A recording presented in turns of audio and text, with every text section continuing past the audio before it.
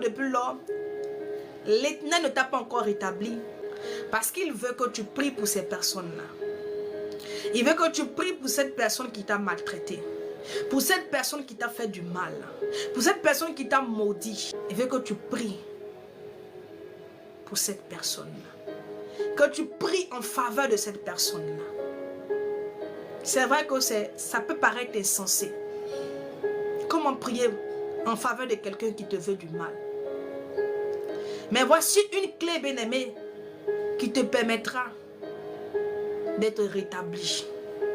Voici une clé qui te permettra, bien-aimé, de sortir dans cette situation dans laquelle tu te trouves là. Parce que quand tu vas commencer à prier pour ceux qui te font du mal, pour ceux qui t'ont fait du mal, pour ceux qui t'accablent, bien-aimé, l'Éternel va tourner son regard avec toi. La Bible dit, les amis de Job sont allés. Quand Job a fini de prier pour eux, lui qui avait besoin de prière, penses-tu que Job ne priait pas pour que l'Éternel puisse le rétablir dans son ancienne vie? Penses-tu que Job ne prie pas pour que le Seigneur puisse tourner son regard un jour vers lui? Mais il a fait cette prière-là, rien ne s'est passé. L'Éternel lui donne une autre clé. Il dit, prie pour tes amis.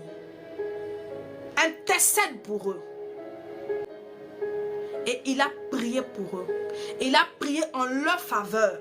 Il a prié afin que la colère ne tombe pas sur ses amis. Il a prié afin que ses amis ne se retrouvent pas dans une mauvaise situation. Pour ne pas que l'Éternel déverse sa colère. Et donc, Job a imploré l'Éternel d'épargner ses amis face à leur folie. De les épargner. La Bible dit, c'est alors que, après qu'il ait fini de prier pour eux, l'Éternel l'a rétabli